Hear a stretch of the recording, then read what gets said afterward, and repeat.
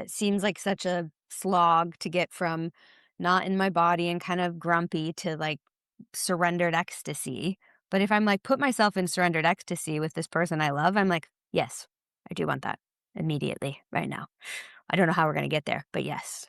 And rather than me having to get myself there by myself, I can let my partner in on it and be like, yeah, I'm so game. I want that too. And here's where I'm at. Like, I can't feel my body. I probably need you to lay on top of me for 2 minutes, and we're going to have to start there. Mhm. But I could be in the full yes of wanting it and honor the fact that my body was at like 5%, 10% turn on. It like completely unlocked my relationship to arousal, desire, and like what I thought had to be present before we would even begin to engage. This is Erotic Reclamation. Space where desire isn't shameful, boundaries are a turn on, and curiosity is welcome wherever it leads. I'm Nicolette. And I'm Carrie. And we're here to have honest conversations about sex, kink, relationships, aliveness, being in a body, and all the weirdness that entails, and pleasure that heals. Because these electrifying, liberating, ecstatic, but misunderstood parts of the human experience are too good to hide.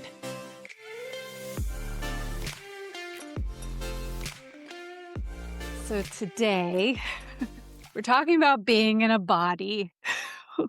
Ooh, body, body. Touch your own right now if you forgot you have one. You do. We got one. Yeah, sex happens in the body much of the time. I mean, most of like the ways that people actually think about sex, they think about it happening in a body. But there could be complexity with that, with being a person in a body doing weird things with it.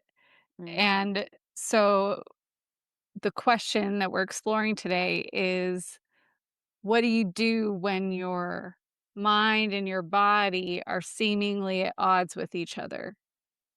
And you have a desire, you have something, you want to be intimate, you want to have sex.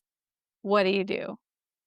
This is so great coming out of the energetic sex episode Mm, because it's like I love the like I think sacred sexuality is the meeting of like the energetic sex and the physical body because mhm. the reality is we are walking around in a tangible world with cells, with tissue, with joints that age, with fascia. As Nicolette starts moving her Yeah. invitation to move your body as it wants during this Ah. conversation. Yeah, tongue out. You are in a body, all parts of a body. And you've got history, you've got past experiences. I think at this point, it's a pretty common phrase, the body keeps the score. That is a book on trauma and how it's stored in the body. We're not going to go into that, but there are definitely ways that the tangible body holds on to stress, past history, habits, even how you learned to pleasure. A lot of us learned pleasure in hidden spaces, so it's quiet, it's tight, it's contracted, it's rushed. If that was your early experience of pleasure, that then may be one of those times now you're trying to create something different, fuller, louder, more Mm. open throat, less shame. But your body remembers the habit and early initial imprints. So, this conversation will go Lord knows where, those are always my favorite, but I know that me, Carrie, in this 2026 timeline has had so many issues with my mind and body being on a different page. Either my body is full of desire and hungry for something, and my mind is like, "Nope, like, that's dirty, wrong, unsafe, possibly true." Mhm. Um, but my body's like, "Yeah, that, we want that." Or the opposite, where my body is throwing up brakes, but I'm with a loved one and my mind is like, "No, no, no, we're safe here. It's Mhm. okay to relax into that here." And if any of that resonates with anyone listening, we're going to talk about it and it might be tender because a lot of times a disconnect between mind and body happens not because everything's been smooth and easy and a delightful, wonderful experience. It's often because there've been a little bit of bumps along the way with your journey of sexuality. So, if you notice yourself feeling tender, we got you. Mhm. There is a path forward with this. I can speak to it very clearly because I worked this muscle for years and it continues to get better. Yeah. Yeah, and for me, the mind-body disconnect was in my mind, the way that the sex would play out was so perfect and pristine and romantic and sparks flying and sexy and then I get into my body and, like, there's weird sounds that it makes, and there's, like, what is that liquid? And, you know, what it smells and, things that, like, I did not account for. And then feelings in my body in the moment are like, "I'm full, I'm hungry, I" and that too, where I'm tired, like, there's just not that, like, right moment when it all feels good in my body. And I think I've always had ideas that like sex is just supposed to feel good. It only feels good. You only feel good when you have sex. Sex is only sexy. Yes, right. And because of that, anything that wasn't that was wrong. So, so then I was like, well, I'd rather just keep this in my head than try to do it with my body because that's like so complicated and I only want to feel the good stuff and I want to have full control over how it feels. Mm, So there's nothing wrong with that. Like sometimes you just want to have pleasure in the way you want to have pleasure. Great. get it. Yeah. Mm, Yeah. But when you're involving another person and their body, then there's things that come into this, mm. that can create complexity. So there's, like, the mind, the body, and then there's another person in their mind and their body, And as and you're saying this, I'm like, times however many. yeah, yeah, as many bodies that are there. And then there's like hormones, and then there's like sleep. And so there's even just layers and layers and layers and Aging and yeah. aging. And so I want to say we're not, Nicolette nor myself are specifically sex and anatomy trained. So erectile dysfunction, pelvic pain. There is a like big surge of pelvic floor therapists right now, which I Yeah. think is incredible. Now, working with the mind component of what goes on with ED or pelvic pain is definitely in our wheelhouse. But I don't want anybody to ignore that there may be a very physiologically based component of Mhm. arousal or pain where there often is expected pleasure. There might be mental components and there might be ways you can work with your body, but the reason I think of this is I remember before I knew I was in perimenopause, a crazy amount of anxiety, and I was like, "Guess this is just my reality," and I was, like, doing all the embodiment exercises, and I was just feeling the feelings, just, Mhm. like, deep, endless wells of hopelessness and panic, and I was like, "Alright, it's not killing me," and then I started progesterone, and I was like, "Fuck, this is a hormonal component." Mhm.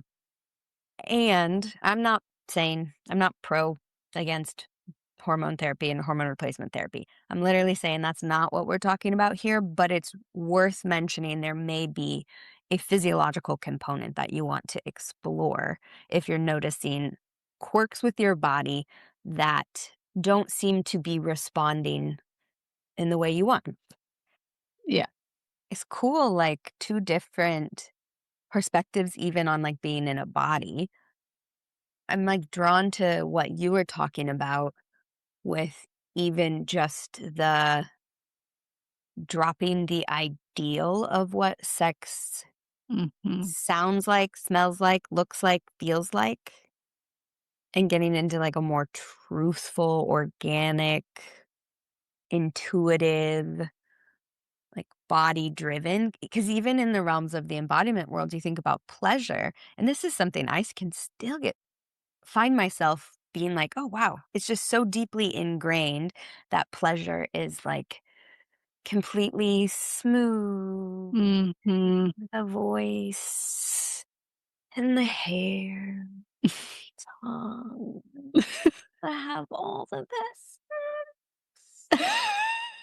And if that is your sex, I am so jealous. I'm so jealous. I'm so jealous.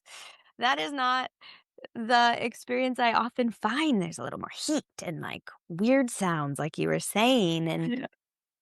if you aren't okay hearing yourself make them by yourself, it might surprise the hell out of you when you're with a partner. Okay, Mm. everyone, right now, just take a breath and think of the weirdest sound you've ever made during sex. Yeah. I've got it. I was already thinking about it. And whatever you feel after thinking about it, hopefully it's not too embarrassed because why we're bringing it up is because it happens. Yeah. Weird sounds, squelches, sounds from your own body. I kind of like when I hear myself make like a new tone because then it like excites me. I'm like over in the sidelines, like clapping myself on because I'm like, you are so not self conscious right now. This is good sex. Yeah. Yeah. Yeah, I mean, and sounds that my pussy has made that I was like, "Is that a pussy sound? I didn't know that." Uh, yep. Hello, pussy sound. Yeah. Yeah.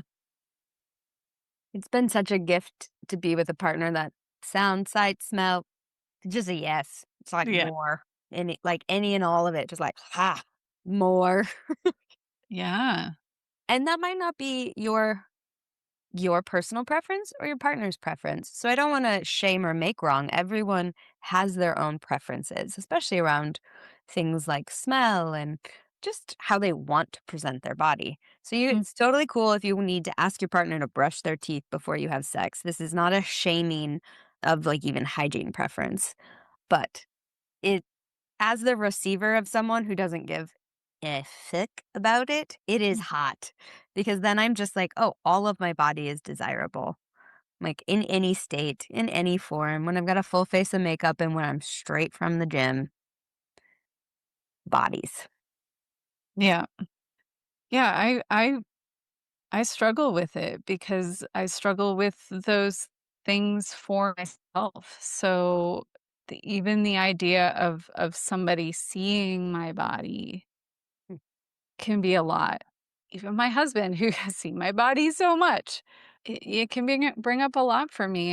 And being someone going through perimenopause, there's a lot of changes that are happening in my body that I'm getting used to and discovering for myself, and then he's discovering them too. And so, yeah, it can be very, very vulnerable.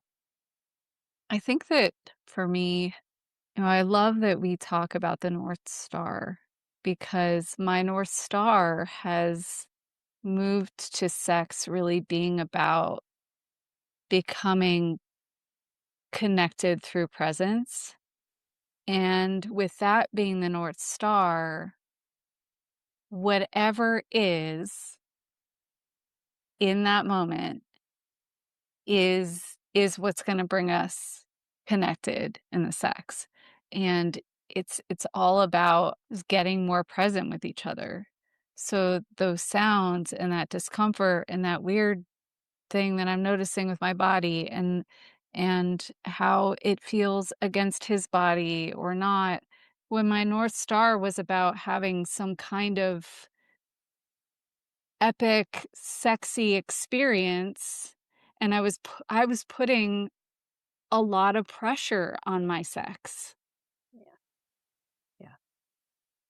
But I know I want to stay in my body. I've made that decision instead of going into my head, and I want to stay present with my husband, and if that's the case, then I'm just gonna stay with that. It's like a I do think self-imposed pressure is probably one of the biggest components of body quirk. I don't know if it's like fuel or if it's just there, but if you have an expectation of how your body is supposed to act, then Mm. anything outside of the norm, it just makes it like this. It's just stressful. And then Yeah. we all know stress hormones and sex hormones are not near the two shall join. um, Mhm. it's I mean, that's not necessarily true. Adrenaline can sometimes be quite nice, but the self-consciousness, the pressure to perform a certain way, like that can be such like a setup for failure for your body to just be. Yeah. And it's again, I can speak to this because it's something I get still sometimes, like, that expectation of what this should feel like right now, like, we're having sex, I should be turned on, I should like this light touch, I should, which is also the voice of pressure, Mhm. um, and being someone whose body has all kinds of quirks, mine we've been talking about sounds and all of that, but I, being a survivor of sexual assault, I actually can really struggle to stay in my body Mhm. and to not get locked up in like, should I say something? Should I not say something? I don't like the way that feels. It's not that bad. And then I'm like 17 seconds behind the live action. And Mhm. so the quirks can be getting stuck in these little loops and eddies. We've talked about this a lot about moving from the mind down to the body. And that is where I find sometimes my body doing all kinds of weird things. I liked this yesterday. I don't like it today. Yeah. Um, I might like it in 2 seconds. And I think releasing expectation of what should feel good, what does feel good, and just being present in the moment like you're talking about really is the medicine, just like, what is so? And so you talked North Star, like, what is this in service of?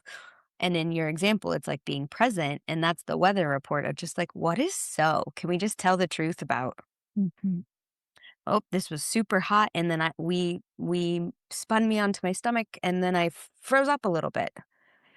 Doesn't mean anything has to end. Nothing's wrong. Maybe then, like, okay, that's what's so. Maybe we separate for a sec, we breathe, and then we go from there. Yeah, and that brings in sex without an attachment to outcome. Mhm. I remember when one of our teachers, Kendra Kunoff, had made the suggestion of having sex that's goalless sex.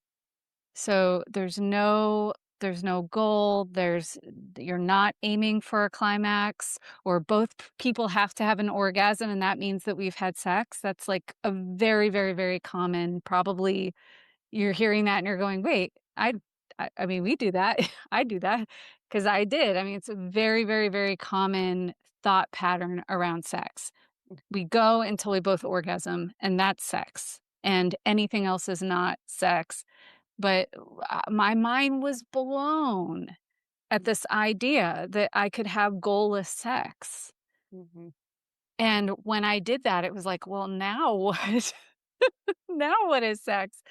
But then sex really did become about being present with myself, with my partner or partners, and the discovery, the shared discovery, and so much possibility opened up, and that's what we keep bringing in this, this podcast.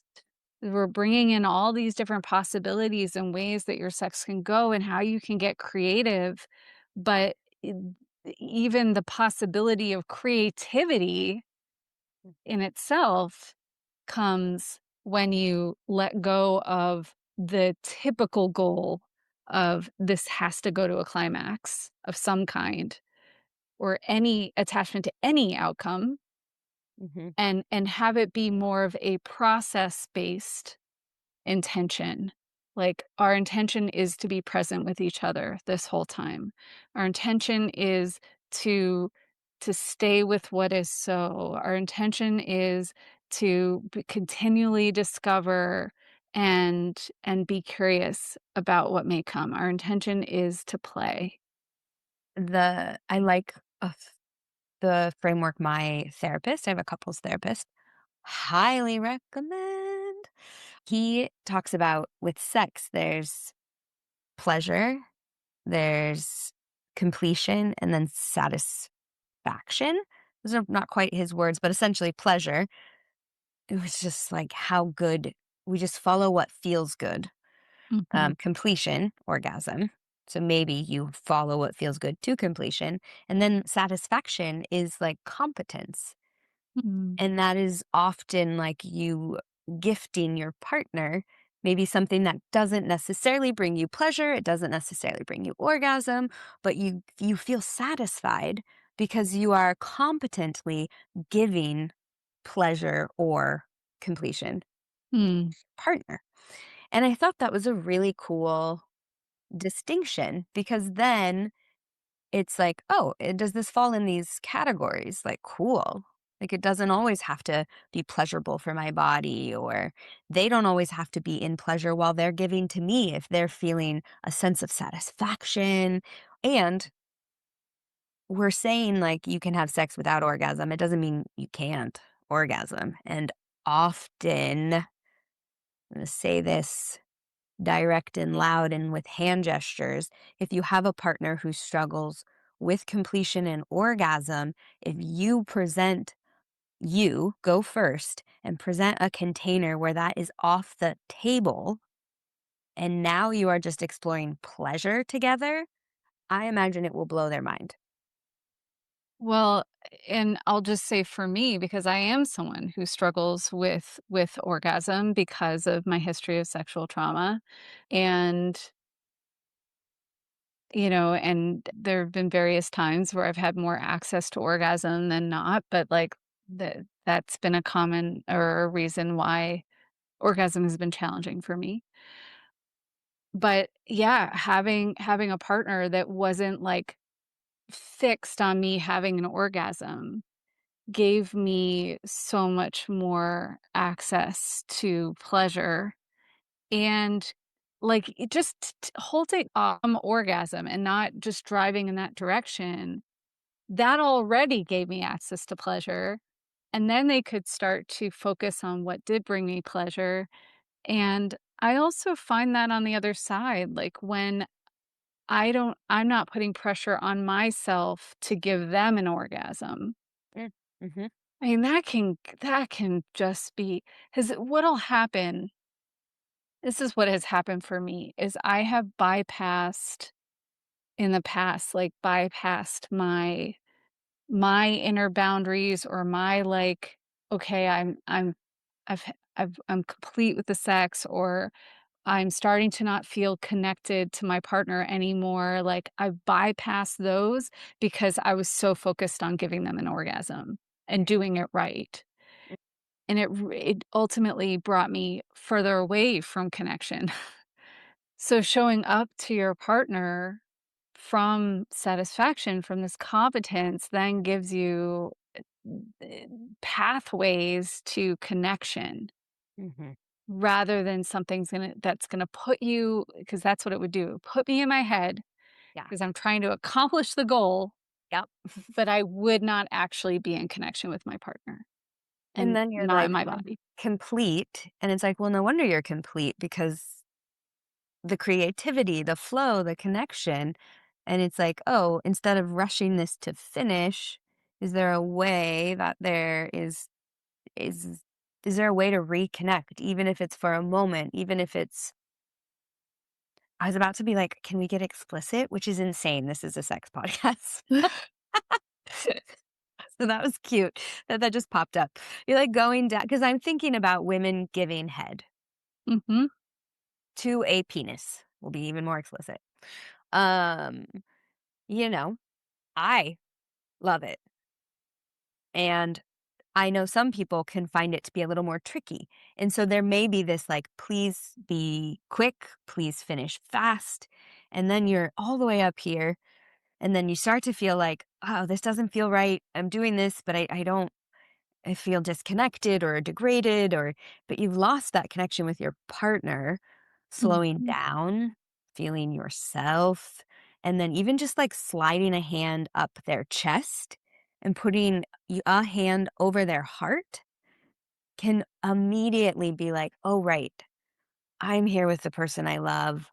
I'm doing this because I actually want their body to feel good." And it can really, like, bring it back to a connected act rather than like, "God, my mouth's getting tired. Oh, my hand's getting tired. Time to go, time to go, time to go." And then they're Y kinda like, I'm kinda losing the thread, but I can feel she wants me to finish quickly, but, like, it's a little less sexy all of a sudden, and I don't know why." And it's this attachment to orgasm, which is beautiful in its intent. Who Yeah. doesn't wanna orgasm? To give them, to receive them. May we never, like, lose the fact that that is a beautiful, beautiful thing to receive and give when you are willing and consensual, like, yes.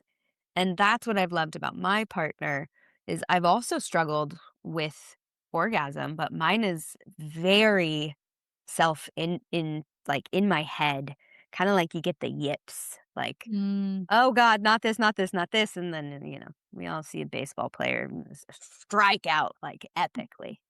And you're like, "Oh god," as you're walking up to the plate, you're already thinking about striking out, and so psychological mind body, this is why this body quirks is, like, one of my favorite topics because goodness, I have a lot of them. But my partner is unattached to orgasm, but he still really wants it.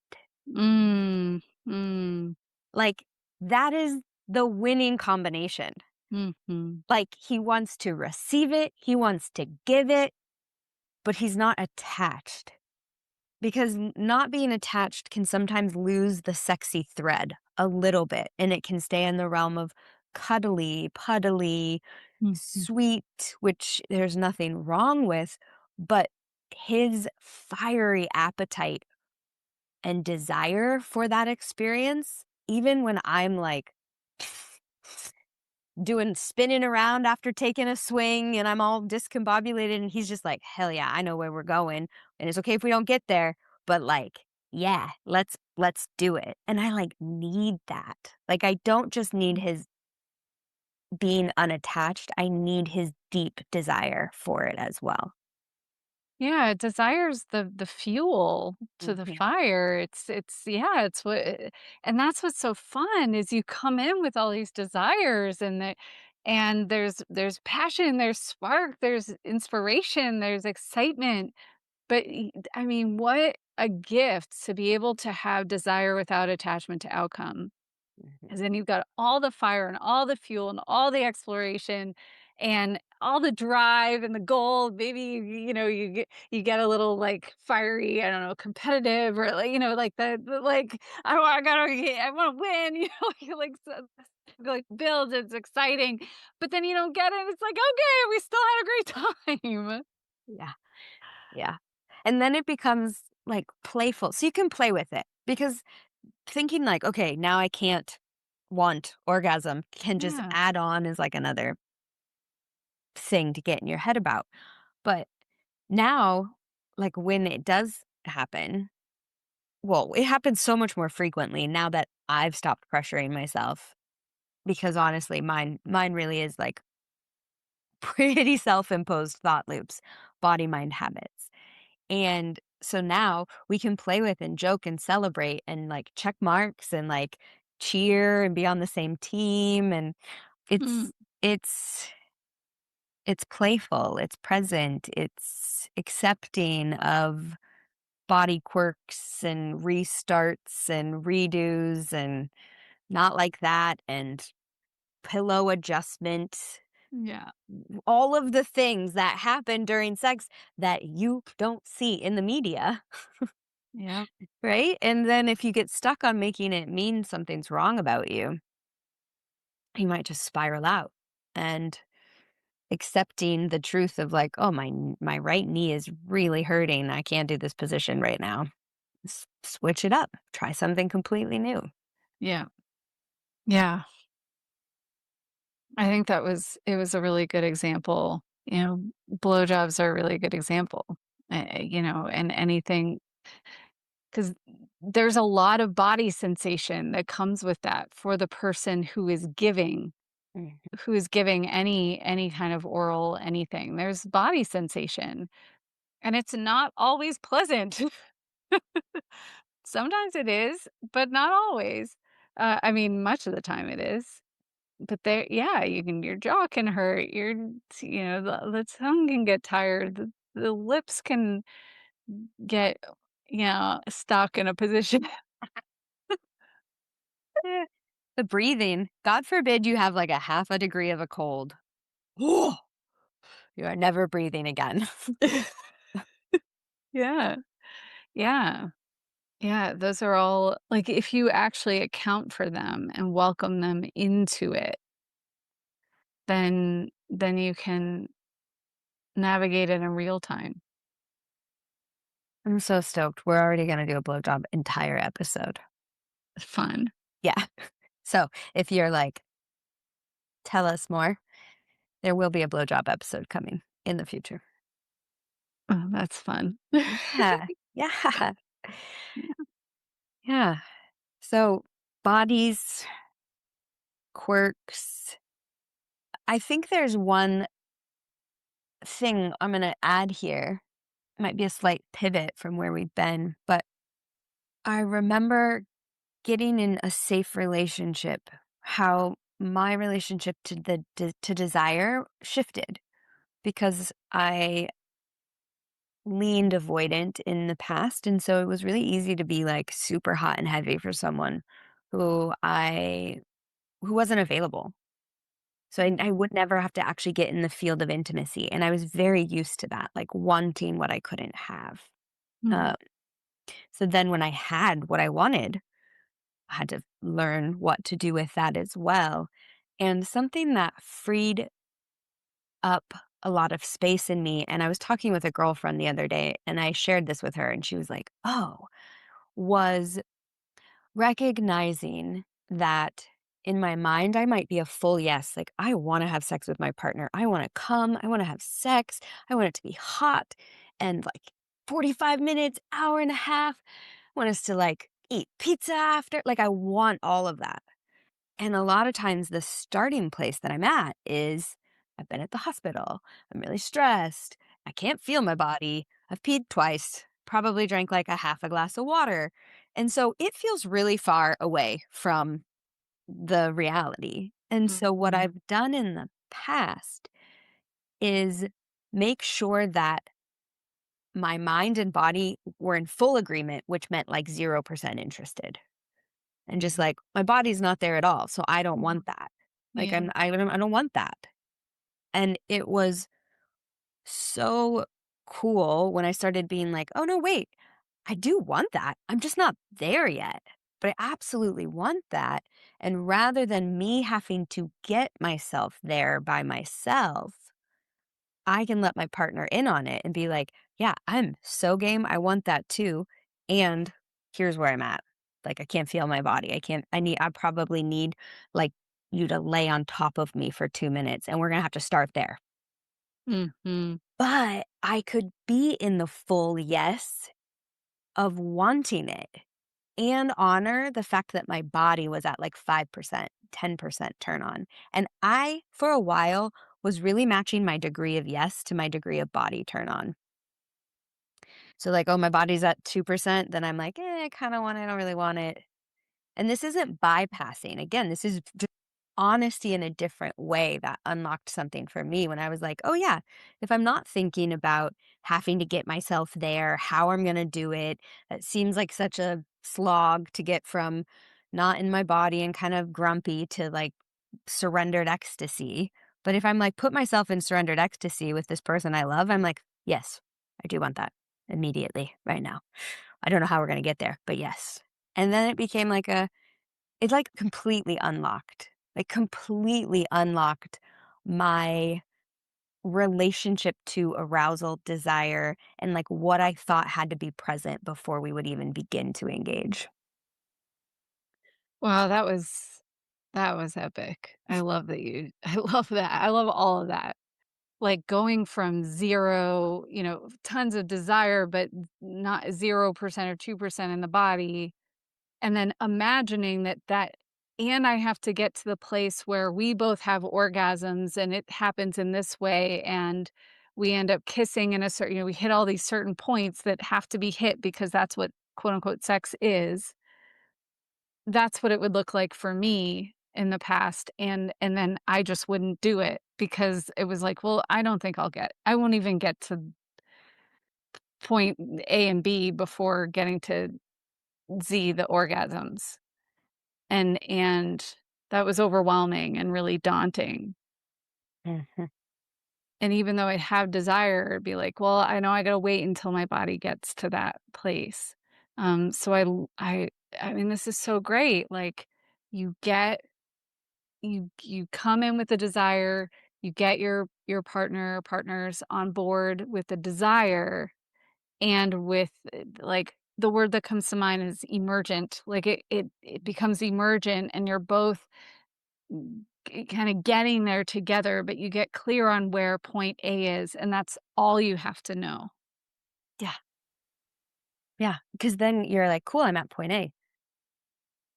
Oh, I didn't work so hard.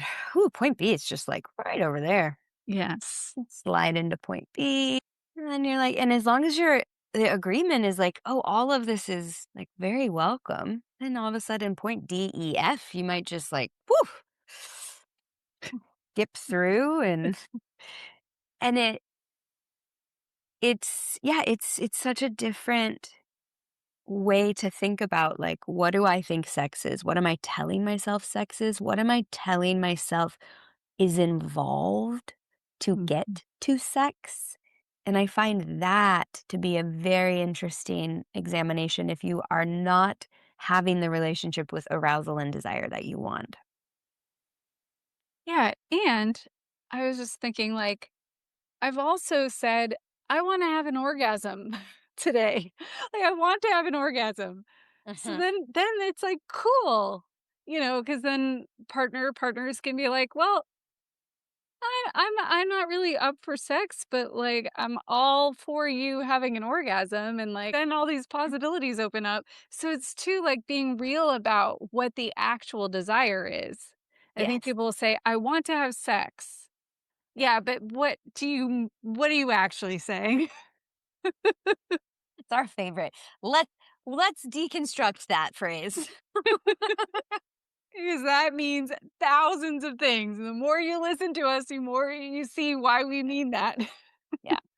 It means Yeah. so much. So what are you actually saying? And then when you actually say it, then you can actually get it. Yeah. And like I love the permission to even be like, I want an orgasm because especially in embodiment, trauma informed, kind of alternate sex spaces, it's it is very like, let's focus on the emergent and what is so, and please, thank you, need that to exist. I probably would not have the relationship with my body if it didn't. But I realized I had my own internal bias almost against orgasm Mm. and kind of flips it on its head a little bit. But that's why, like, my partner's desire is such a gift because when I get there, I'm like, obviously, this is what I would like. Yes. I just didn't think it was possible because of XYZ reasons. And yeah, I love, I mean, that's also why you and I've created this is because we looked around the space of sex and sexuality and kink and energetic sex and polarity, and we were like, where is the intersection of all of it? Mhm. Genitals, heart, kink, mind, energy body. Like, where is where is the whole person, whole experience of sex included in the narrative? Because there can be, I'll speak for myself, but I know it's a reflection societally of purity culture and shame around actual sex and penetrative sex and Mhm. genitals, and even history of trauma that can make it feel safe to engage in these spaces where sex and genitals don't really enter the dialogue. Yep. And that is totally good and complete if that's all you want, like, if that's where you wanna play, that is totally good and complete.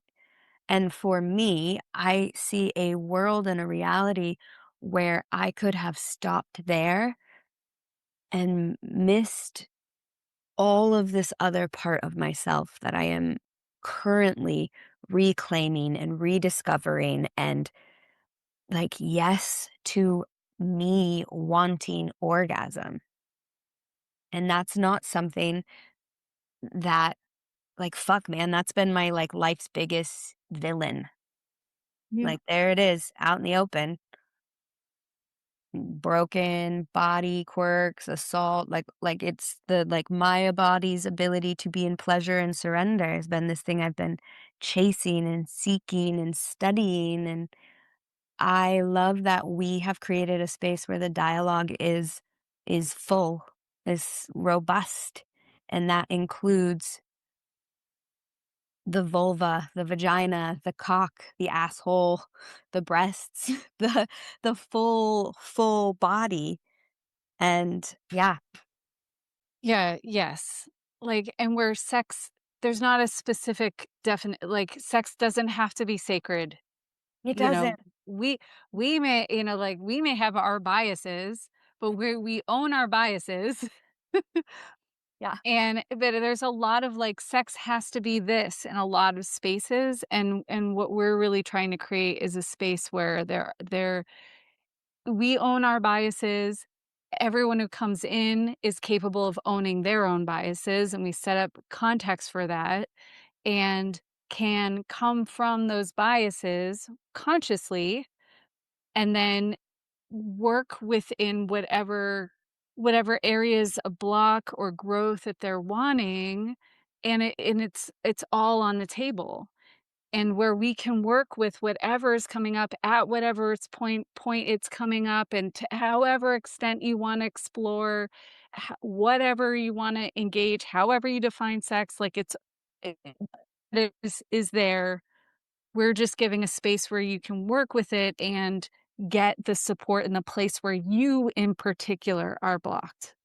yeah, And this is why we do these kinds of the episodes where we're going, "Okay, the mind and the body are at odds."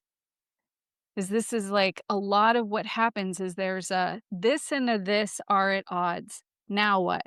This and this are at odds. Now what? Sex has to be sacred, but I really just wanna have super irreverent, like, just full on fuck. I just wanna fuck.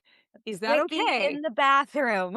Yes. Yeah, like, and it's like, "Yep, Yeah, yes," and that's sex, and it's all welcome, and there need to be more spaces where more diversity of the experience of what sex is welcome so that we keep breaking down the barriers, because that's what creates shame, and shame is the big, the kind of central block that keeps a lot of people from really fulfilling the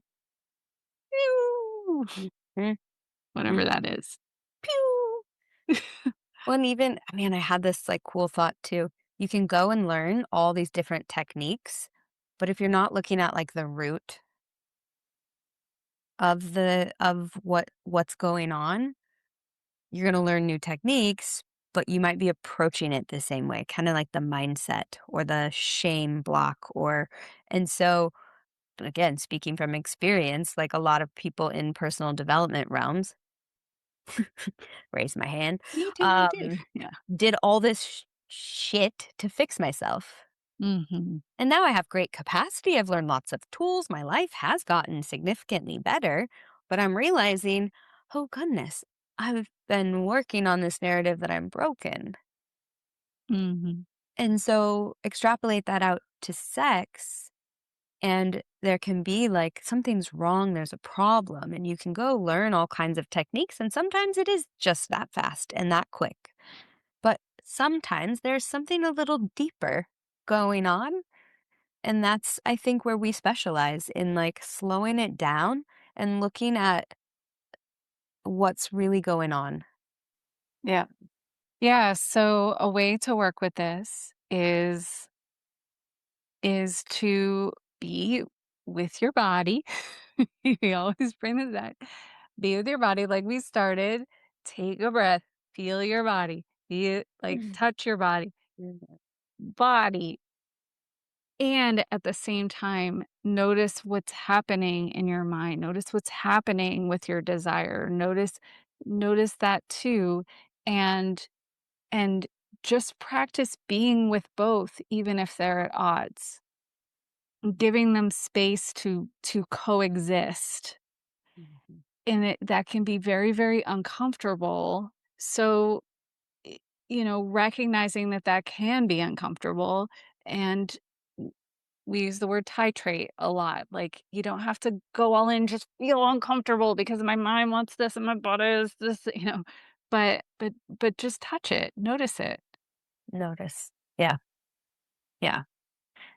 I think this episode would be remiss without adding a common place where people can get tripped up is if mentally you're like, oh, I'm a yes to this.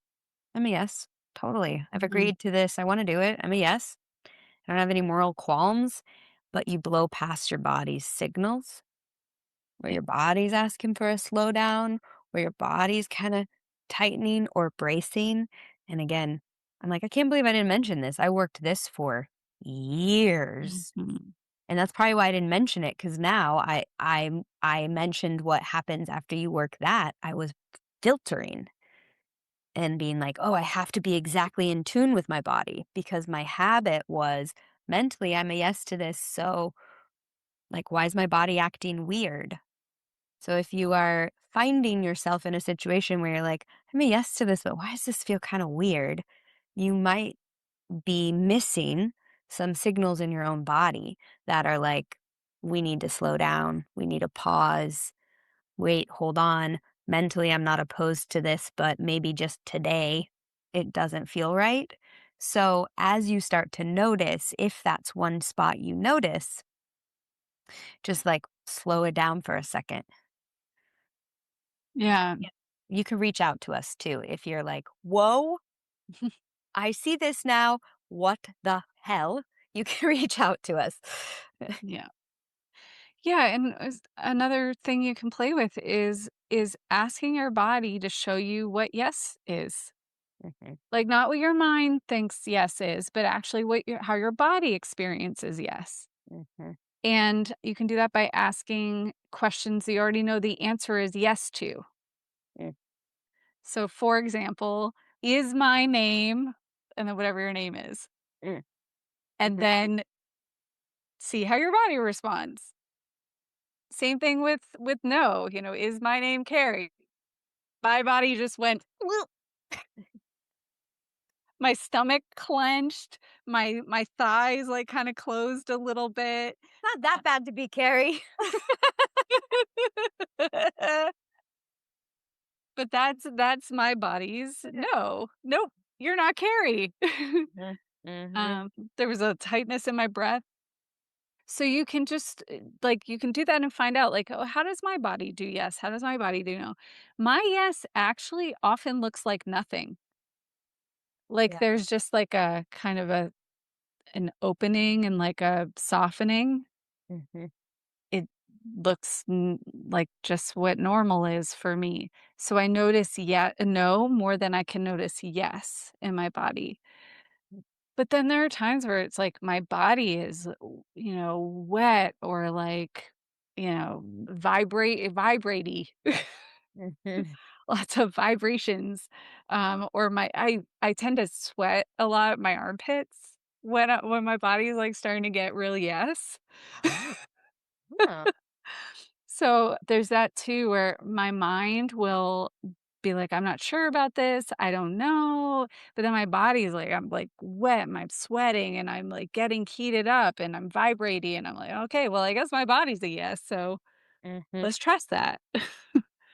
Like, another good one is, like, do I want ice cream? Or, like, a treat you really like? Because I Mhm. think there's different degrees, right? Because yes, like, is my name Carrie? Yes just lands as, like, "Yep." Like, do I want ice cream? It's like, "Huh." There's like a, "Huh," like, "Huh, I do right now."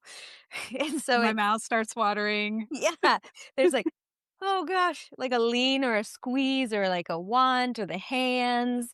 And so this is just starting to I mean, it blew my mind when I realized that the mind and the body have different yeses and nos. Mhm. Blew my mind. And then your body will tell you all kinds of information. It will show you lots of things. So, compassion in the journey, awareness, the ask it. I like this exercise of asking it. Yeah. And I would say a lot of body quirks that aren't just like sounds and bodies being bodies, but body quirks where something feels like a little bit weird or not what you expect might be a disconnect between mind, whether it's shame or what you think sex is supposed to be pretty hot, sound cool, or maybe missing your own body's signals. Like these are all places where the mind and body interrupt might show up. And you might be like, oh, hold on. Okay. We breathe and be Mhm. aware that there may be something here. Yeah. I think that's a good place to leave y'all. Play with it, explore, and you know where to find us if you wanna explore more with us. Hope you find yourself in ice cream. Yeah. Oh, I want ice cream now. I do too. Thanks for listening to Erotic Reclamation. If this episode did something for you, Turned you on, made you think. made you feel a little less alone, subscribe, leave a review, Share it with someone who needs it, and then come back for more. because you get to want more.